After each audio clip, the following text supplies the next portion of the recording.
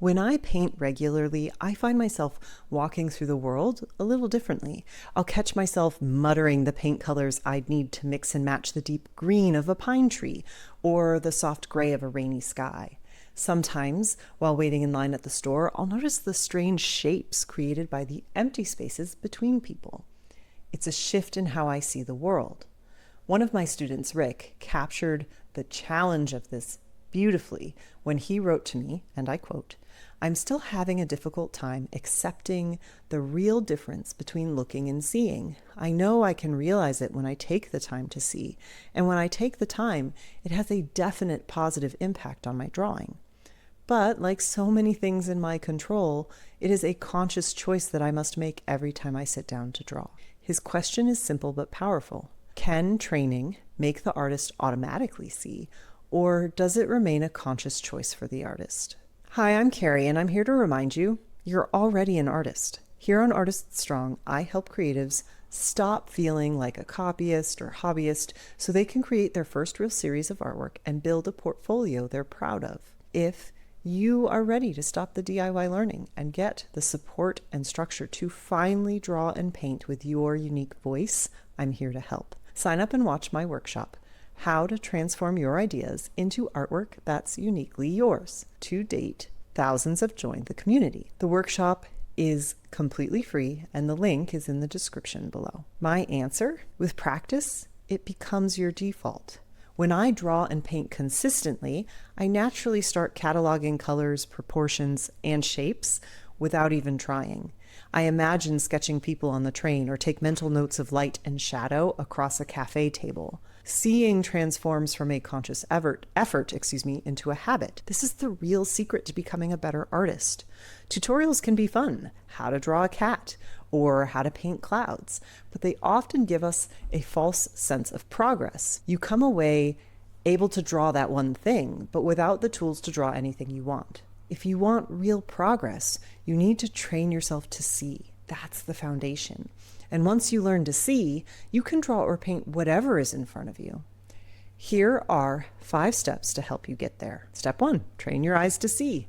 Here's the thing, you don't actually see everything around you. Your eyes take in millions of bits of information every second, but your brain can only process a fraction of that. To cope, it filters, filling in gaps and simplifying reality into familiar symbols. That's why kids draw a house as a square with a triangle roof, or why we sometimes miss details even when they're right in front of us. Drawing asks us to reverse that autopilot. Instead of drawing what we think we see, we need to notice what's actually there.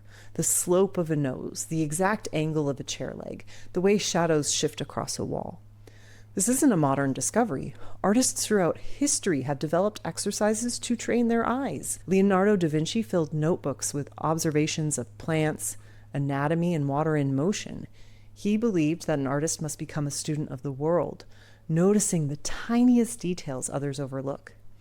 In the 20th century, Joseph Albers at the Bauhaus made his students focus on color interactions, teaching them that perception itself could be trained. Similarly, artists like Betty Edwards, drawing on the right side of the brain, popularized exercises such as contour and blind contour drawings to help students break out of symbol drawing. Just like musicians practice scales to warm up, artists can train their eyes with exercises. Contour drawings. Slowly trace the edges of objects with your pencil, training your hand to follow your eye. Blind contours. Do the same, but without looking at the paper. It feels awkward, but it builds attention. Gesture drawings. Capture the essence of a pose in 30 to 60 seconds. Speed forces clarity. Value studies. Focus on light and dark instead of outlines. Negative space drawings. Instead of drawing the object, draw the space around it. Try this. Before your next studio session, spend 5 to 10 minutes on one of these. It will feel like stretching before a workout. Small effort, big payoff. Step 2, be focused. Not all practice is created equal. Psychologist Anders Ericsson, who studied expertise across many fields, coined the term deliberate practice, the kind of practice that leads to true improvement. It's not about drawing mindlessly for hours. It's about drawing with intention. Take Edgar Degas, for example. He filled stacks of sketchbooks with studies of dancers. He wasn't just doodling. He was deliberately focusing on posture, weight, and movement. Each sketch sharpened his ability to capture fleeting gestures. Deliberate practice looks like this. You set a clear goal. For example, today I'll focus on shading. You push just beyond your comfort zone. You reflect and adjust based on what you see. Even 15 minutes of this is more valuable than an hour of distracted drawing. This is why I created my 3-day drawing challenge, drawing drills, for free. I want you to focus on something specific and actionable and see how you can improve when you start to train your eyes to see. I'd love to see you inside the free challenge, which is linked below and hopefully here. I never know which way it is. Next time you sit down, set the intention. Today, I'm focusing only on proportion. Afterwards, write a short note about what you noticed. And I want to pause a moment to emphasize this. We totally want to skip reflecting, but that reflection cements the learning. Step 3, get uncomfortable. Here's the truth. Growth often feels awkward. If drawing always feels easy, you're repeating skills you already have.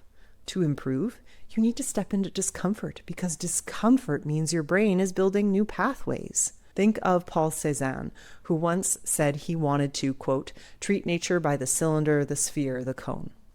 Instead of drawing fruit bowls in a polished, realistic style, he broke them down into clumsy, geometric forms. It was uncomfortable, even radical, but it reshaped modern art and trained him to see structure beneath appearances. For you, discomfort might mean drawing a subject you avoid, hands, feet, or buildings, drawing in public, using a new medium that feels unfamiliar. It is important to find a sweet spot of discomfort where you don't feel so stretched that you want to give it all up, but you do feel challenged. Next time that voice in your head says, I can't do this, remember that's the sign you're on the edge of growth. Try this. Choose one subject you've avoided and draw it 3 times this week. Don't chase perfection.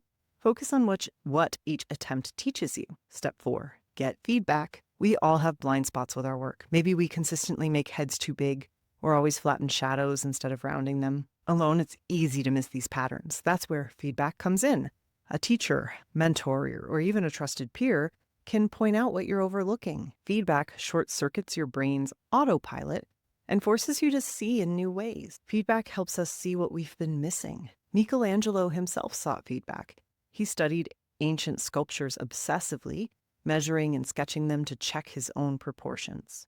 Even masters look outside themselves to sharpen their vision. And it doesn't have to be formal. You can compare your drawing with your reference photo, flip your sketch upside down, or even step back and view it from across the room. These are all ways of giving yourself a fresh perspective. Try this. After your next drawing, step away for 24 hours. Then look again. With fresh eyes, you'll spot things you missed before. Step 5, be patient. This might be the hardest step. I once had a student who desperately wanted her portraits to improve in just 2 weeks. I know you're watching this and I see you, wink, wink. And to be fair, she did make progress, but she was disappointed that her work didn't yet match the high standards she envisioned. Here's the thing. Skill takes time. Even Vincent van Gogh, whose art feels so raw and immediate, was relentless about practice.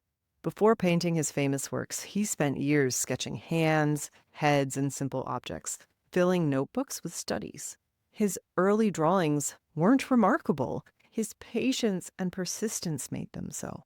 Learning to draw literally rewires your brain. Sometimes the gains come in sudden bursts where everything clicks and feels effortless. Other times, it feels like you're trudging through mud. Both are part of this process. I've had students tell me they got headaches from concentrating on details. And I believe it. Your brain is building new connections. That kind of growth takes energy. Patience isn't passive. It's an active choice to keep showing up, even when it feels slow. And when you do, those tiny improvements compound into something remarkable. Try this. Do periodic drawing assessments. I talk about them here, and it's linked below. It becomes a way to document your growth and compare yourself to the one person you should compare yourself to, the earlier version of you. The bottom line, getting better at drawing isn't about shortcuts or quick tutorials. It's about building habits that change how you see the world. Train your eyes with regular practice. Focus deliberately. Step into discomfort. Seek feedback. And above all, be patient. The great artists knew this too. Leonardo trained his eyes on everything from birds to rivers. Degas honed his focus on dancers. Cézanne embraced discomfort by breaking fruit into cubes. Michelangelo learned from sculptures older than himself. Van Gogh filled sketchbooks with practice before painting his masterpieces. They all shared one thing in common. They learned not just to look, but to truly see. And once you learn to see, you can draw or paint anything. Thank you so much for watching. If you enjoyed today's topic, please like and subscribe to Artist Strong. And tell me something new you'll use in your art practice in the comments below. Remember, proudly call yourself an artist. Together we are Artist Strong.